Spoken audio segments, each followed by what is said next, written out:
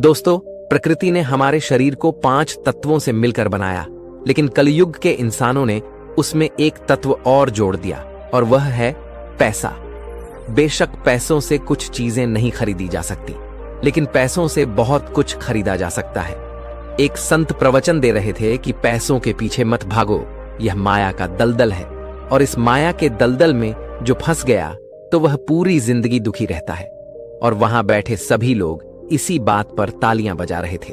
उन्हें यह नहीं पता था कि यह संत यही बात बोलने के लिए पैसे लेते हैं। यही तो माया का खेल है जो कि इस दुनिया के बहुत कम लोग ही जान पाते हैं, और जिसने यह जान लिया उसको इस माया ने बुलंदियों की चोटी पर पहुंचा दिया।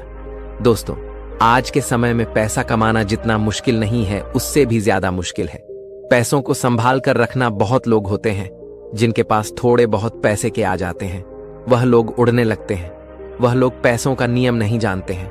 आपने ध्यान दिया होगा कि सरस्वती की तस्वीर हमेशा बैठी हुई होती है और लक्ष्मी की तस्वीर खड़ी रहती है। सरस्वती यह कहती है कि मैं जल्दी आऊंगी नहीं, और यदि मैं आ गई तो मैं वापस जाऊंगी नहीं, क्योंकि ज्ञान इतनी आसानी से अर्जित नहीं कर सकते। और यदि हमने एक बार किसी ज्ञान को अर्जित कर लिया तो वह ज्ञान हमसे कोई भी नहीं छीन सकता। लेकिन लक्ष्मी का यह नियम होता है कि वह जल्दी आ भी जाती है तो जल्दी चली भी जाती है। यदि किसी इंसान को सही तरीके से रखना नहीं आया तो लक्ष्मी बहुत ही जल्दी उस घर से निकल भी जाती है। तो आज की इस कहानी के अंदर मैं आप लोगों को 6 ऐसे खर्च बताऊंगा जिसे आपको आज और अभी से ही बंद कर देना चाहिए, तो ही आप पैसों के सही नियम को समझ पाएंगे। आप कितना कमाते हैं यह जरूरी नहीं है, जितना भी आप कमाते हैं इसमें से आप अपना खर्च इन 5 जगहों पर कम कर दो। धीरे धीरे आपके घर में धन रुकना शुरू हो जाएगा। आपको खुद को लगेगा कि सच में हमारे घर में पैसा रुकना शुरू हुआ है।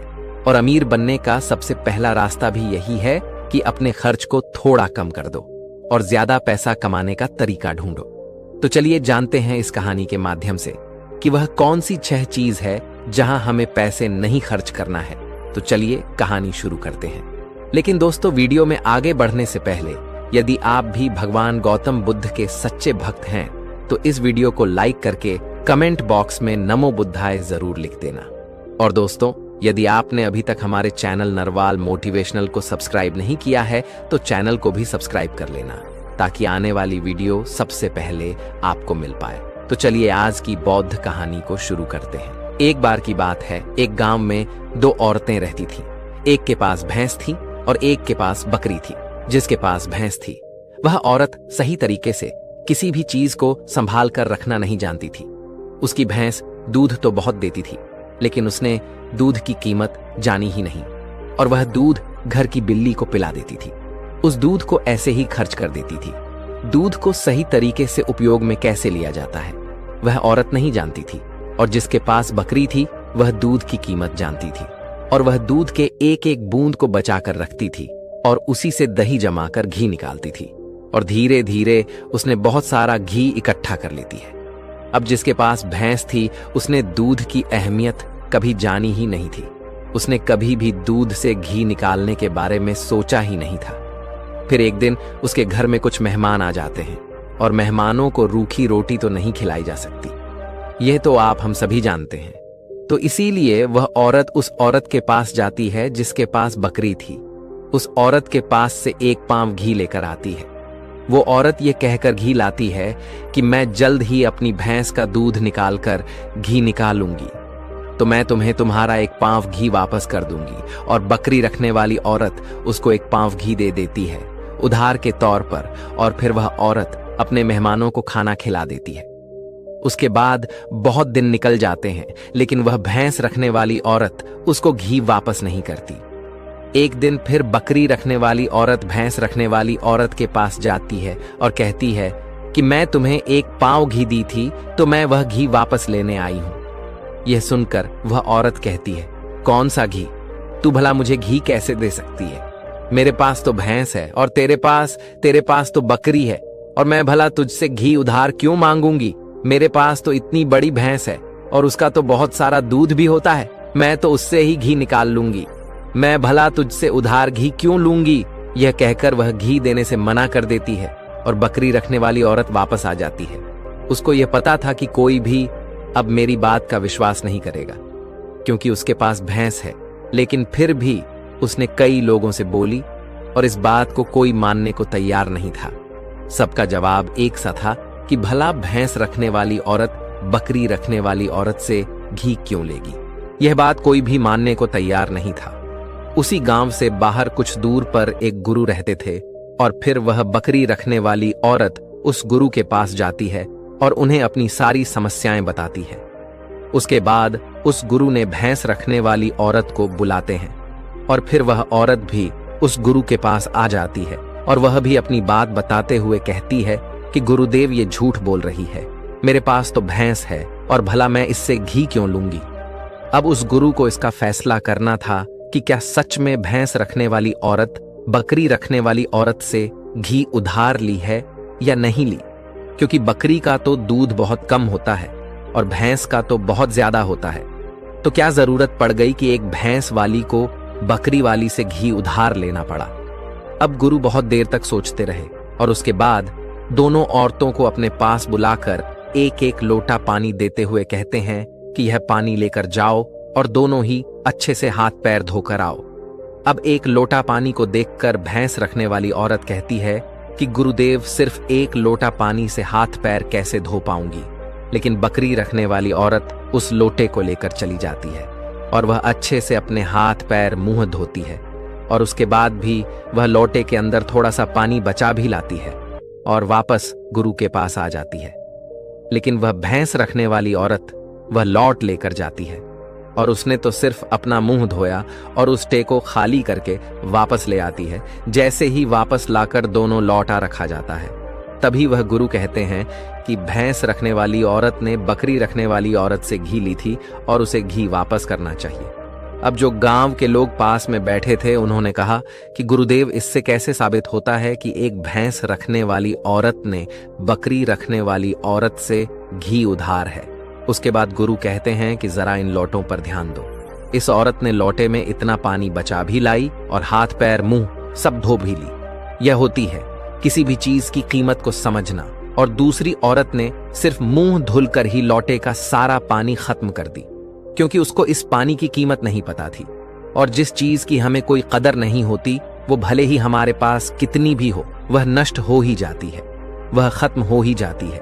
और यदि हमारे पास कोई भी चीज कम है और यदि हम उसको सही तरीके से इस्तेमाल में लेते हैं और उसकी कीमत को जानते हैं तो जरूर उससे हम फायदा उठा सकते हैं। जैसे कि बकरी रखने वाली औरत ने थोड़ा थोड़ा दूध बचाकर उससे मक्खन निकाली और उससे घी बनाया, और भैंस रखने वाली औरत को दूध की कदर नहीं थी, इसीलिए इतना दूध होने के बावजूद भी उसके घर में मेहमानों के लिए घी नहीं था। ये बात सत्य है। उसके बाद भैंस रखने वाली औरत उस गुरु के चरणों में गिर पड़ती है और कहती है, महाराज मुझे क्षमा कर दीजिए, मैं अभी घर जाकर इसको एक पांव घी वापस दे दूंगी। उसके बाद वह गुरु कहते कि बूंद बूंद से घड़ा भरता है। हमारे पूर्वज ने यह कहावत यूं ही नहीं बनाई। हमारी छोटी छोटी बचत हमारे भविष्य में एक बड़ा लाभ बनकर हमें मिलती है, और यह बात बहुत ही कम लोग जान पाते हैं। और यही बात हमारे घर में लक्ष्मी पर भी लागू होती है। यदि हम लक्ष्मी को थोड़ा थोड़ा करके बचाएंगे तो वही लक्ष्मी हमें भविष्य में एक बड़ा लाभ बनकर मिलेगी। दोस्तों, कहानी तो आपको समझ में आ गई होगी, तो आइए अब जानते हैं वह 6 खर्चों के बारे में जो हमें आज से ही बंद कर देनी चाहिए। सबसे पहला खर्च है दिखावे का खर्च। आपके पड़ोस में किसी ने बड़ी कार ले ली तो अब आपके मन में जलन होने लगी है कि मुझे भी जल्द ही कार लेनी है, और यही दिखावे का खर्च आपको पूरी उम्र गरीब बना के रखता है। दोस्तों, हम में से ऐसे बहुत से लोग होते हैं जो सिर्फ दिखावे के चक्कर में ही बहुत सा ऐसा सामान उठा लाते हैं जिससे कि दूसरों के सामने सिर्फ अपना रुतबा बढ़ाने के लिए गाड़ी ले लेना, महंगे जेवर ले लेना, महंगे मोबाइल ले लेना, या फिर कोई ऐसी महंगी चीज खरीद लेना जिसकी हमें हमारी जिंदगी में कोई जरूरत भी नहीं होती। और जब उन्हें कोई समझाता है तो वह कहते हैं हम किसी से कम हैं। क्या वह लोग यह नहीं समझते कि इससे हमारा सिर्फ नुकसान होता है, न कि कुछ फायदा।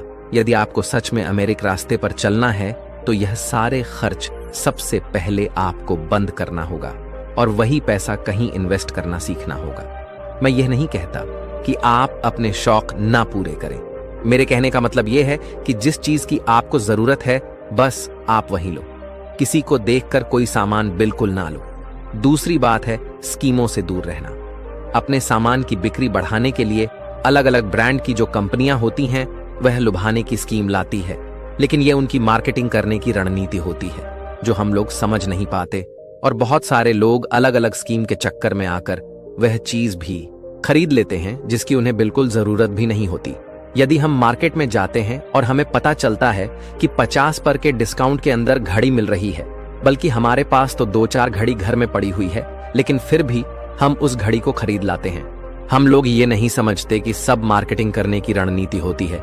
इससे हमें फायदा नहीं होता बल्कि कंपनी को ही फायदा होता है। इसीलिए ऐसे शौक कभी ना पाले, क्योंकि यही गरीब होने का सबसे बड़ा कारण होता है। क्योंकि जिस चीज की हमें जरूरत भी नहीं है और उसी चीज में हम लक्ष्मी को खर्च कर देंगे तो उससे हमारे घर की लक्ष्मी नाराज हो जाती है और फिर धीरे धीरे हमारे घर से निकलने लगती है। तीसरा खर्च है कर्ज। आज के समय में ज्यादातर लोग कर्ज लेकर बड़े बड़े चीज खरीद लेते हैं, जैसे कि गाड़ी, बंगला, मोबाइल, और फिर उसका पैसा भरते रहते हैं। जैसे कि आजकल हम लोग क्रेडिट कार्ड का इस्तेमाल करते हैं। क्रेडिट कार्ड हमें पैसे खर्च करने के लिए कहता है, जो पैसे हमारे पास हैं या फिर जो पैसे हमारे पास आने वाले हैं, और उस पैसे को हम खर्च कर देते हैं। तो जरा सोचिए कि हम अमीर कैसे बन पाएंगे। जो पैसे हमारे पास आए ही नहीं उस पैसे को भी हम खर्च कर देते हैं और हम अमीर बनने के बारे में सोचते हैं, अमीर बनने की वीडियो देखते हैं, लेकिन उन बातों का पालन पूर्ण नहीं करते। और बहुत लोग तो ऐसे भी होते हैं जो लोन लेकर जमीन खरीद लेते हैं और यह सोचते हैं कि जब हमें इससे फायदा होगा तो हम लोन वापस कर देंगे, लेकिन वह लोग यह नहीं समझते कि जितना हमें इसमें फायदा होगा उससे ज्यादा तो हमें लोन का ब्याज भरना पड़ जाएगा। तो दोस्तों, ऐसे काम कभी नहीं करना। कर्ज लेकर कोई भी चीज ना खरीदें। चौथी और सबसे बड़ी बात यह है कि आप अपने पैसों को कैश में रखकर ही खर्च करें। कभी भी मोबाइल फोन के किसी भी ऐप का उपयोग करके पैसे खर्च ना करें। आपको शायद पता नहीं होगा कि आप कोई भी सामान खरीदते हो और फिर फोन से पेमेंट करते हो तो आपको आपके पैसे खर्च करने का ज्यादा तकलीफ नहीं होता, क्योंकि वह पैसा आपके जेब से नहीं जाता। लेकिन वहीं पर यदि आप अपने जेब से निकाल कर पैसे खर्च करते हैं तो आपको थोड़ा सा महसूस तो होगा कि यार पैसे खर्च हो रहे हैं। अगर आपको यकीन ना हो तो आप ऐसा करके देख लेना, मार्केट जाना और फिर किसी भी सामान का पैसा अपने फोन से पे करना, जिससे आपको ज्यादा महसूस नहीं होगा कि आपका पैसा खर्च हो रहा है। लेकिन जिस दिन आप अपने मोबाइल से पैसे निकाल कर दोगे तो उस दिन आपको जरूर लगेगा कि यार जेब से पैसा जा रहा है, मेरा पैसा खर्च हो रहा है, ज्यादा पैसा खर्च हो रहा। पांचवी बात जो आपको ध्यान में रखनी है, अपनी भावनाओं पर काबू रखना। अगर आपको कोई चीज पसंद आ रही है और आप उसे खरीदना चाहते हैं तो पहले यह देख ले कि वाकई क्या इस चीज की आपको सच में जरूरत है या नहीं, क्योंकि बहुत से लोग कोई चीज पसंद आने पर उसे तुरंत खरीद लेते हैं। कई बार तो ऐसा भी होता है कि कोई स्कीम वाले आते हैं जो हमें लुभाने वाली चीज लेकर आते हैं और हमें वह चीज पसंद आ जाती है और हम उसे तुरंत खरीद लेते हैं। हमें ऐसी चीज लेने से बचना चाहिए। हमें ऐसी चीज नहीं लेनी चाहिए, बल्कि हमें सिर्फ ऐसी चीज ही लेनी चाहिए जिसकी हमें जरूरत है। छठी और आखिरी बात यह है कि कभी भी कोई शौक ना पाले। आपको शायद इस बात का पता होगा कि हमारी दुनिया में महंगाई का सबसे बड़ा कारण है शौक। आज के समय में नॉर्मली 10,000 का फोन आ रहा है और वहीं पर 2 लाख का भी फोन आ रहा है। दोनों में फर्क इतना है कि किसी को 1 लाख का फोन रखने का शौक है तो वहीं किसी को 2 लाख का रखने का शौक है। हाँ, वहां पर आदमी की अमीरी भी दर्शाती है, क्योंकि अमीर आदमी बड़ा फोन रखेगा तो लगेगा कि वह अमीर है, तो यह शौक ही तो शौक है, तभी तो उसने महंगा फोन रखा। इसीलिए सबसे बड़ी महंगाई का कारण होता है शौक, और किसी चीज की महंगाई नहीं है। और इसीलिए लोग समय समय पर शौक वाली चीजें बनाते रहते हैं, अच्छी अच्छी चीजें बनाकर हमें लुभाने के लिए लेकर आते रहते हैं ताकि हमें वह चीज पसंद आ जाए और हम उसे तुरंत खरीद लें, क्योंकि उन्हें पता है कि ना ही लोग अपना शौक खत्म करेंगे और ना ही उनका मार्केटिंग बंद होगा। तो इसीलिए अपने शौक पर काबू रखें, जितना हो सके कम शौक करें, क्योंकि शौक करने से हमारी जिंदगी नहीं चलेगी, बल्कि मेहनत करने से और पैसे को अपने पास सेव करने से ही जिंदगी चलेगी। क्योंकि आज के समय में पैसा ही सब कुछ है। भले आज के समय में हमसे लोग कितना भी यह बात कहते हो कि पैसा ही सब कुछ नहीं होता, लेकिन यदि उनकी जिंदगी में सही तरीके से ध्यान रखकर देखा जाए तो उनके लिए पैसा ही सब कुछ होता है। वह पैसों के लिए ही इधर उधर भाग रहे हैं और हमें कहते हैं कि पैसों के पीछे मत भागो। तो दोस्तों, इस वीडियो में कुछ फजूल खर्च बताने की कोशिश की है हमने, ताकि उन